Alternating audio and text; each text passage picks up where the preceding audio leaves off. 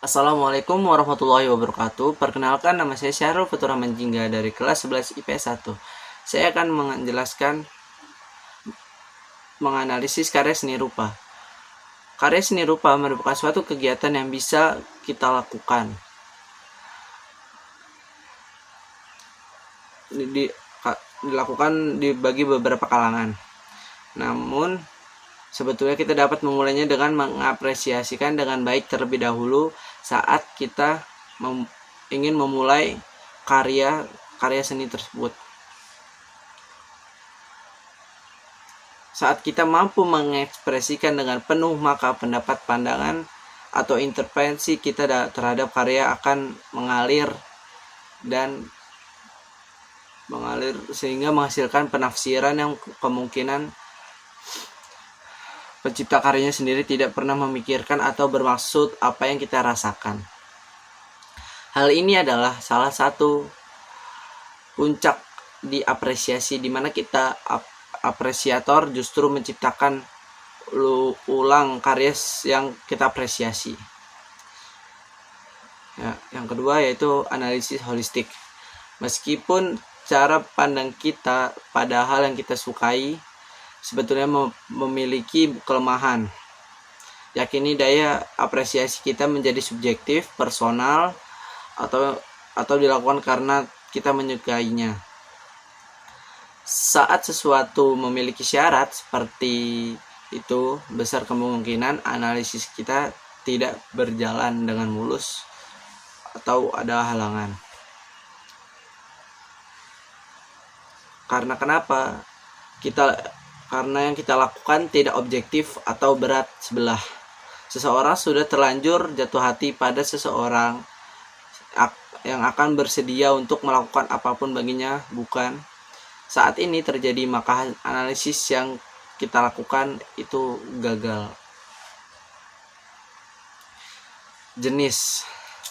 Jika kita menganalisis seni patung dan seni lukisan, itu terlihat sangat jauh perbedaannya. Karena dari itu, kita tidak akan mampu menjawabnya secara adil. Mengapa? Karena keduanya merupakan jenis karya seni yang berbeda. Menganalisis seni rupa haruslah dilakukan berdasarkan jenisnya, bukan hanya fisik. Saat kita menilai karya seni murni dan terapan juga, maka hal yang sama akan terjadi. Keduanya memiliki persepsi dan konsep perciptaan yang berbeda. Yang fungsi Edmund Burke Feldman dalam membagi fungsi seni rupa ke 3 bagian, yakni fungsi seni secara personal, fungsi seni secara sosial, dan fungsi seni secara fisikal. Seni rupa merupakan seni murni, adalah media ekspresi, sementara bagi apresiator adalah sarana untuk mendapatkan pengalaman estetis dan nilai seni. Seni rupa itu perlu tema. Kenapa perlu? Karena kita sebelum melakukan sesuatu, pasti kita akan memikirkan tema dan yang akan kita buat. Apa yang dimaksud dengan analisis tema? Dari suatu karya seni rupa, tema adalah masalah pokok atau subject matter dari sesuatu karya seni. Contohnya, tema diusung adalah tema cinta, pendidikan, pesan moral, dan sosial. Atau mungkin hanya sebatas pendapat atau ekspresi dari kita sendiri. Tema dapat bersumber dari realitas dan realitas eksternal. Realitas internal contohnya adalah harapan dan cita-cita, emosi, nalar, institusi, gairah, khayalan, dan kepribadian seseorang berupa diekspresikan melalui karya seni. Itu juga termasuk fiksi kalau dalam bahasa Indonesianya.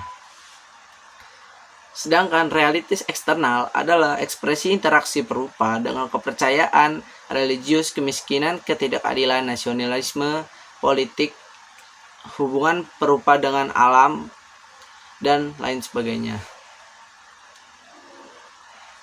tokoh. Pengenalan akan tokoh-tokoh berupa terapan pendesainan, pengakria dalam lingkup lokal, nasional, dan internasional. Berapresiasi seni rupa. Terkadang beberapa tokoh yang memiliki gaya yang unik dan bisa jadi melawan berbagai konsepsi dan teori seni yang telah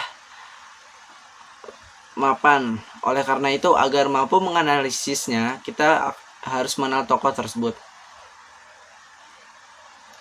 Sekian presentasi saya tentang karya seni rupa, pelajaran seni budaya.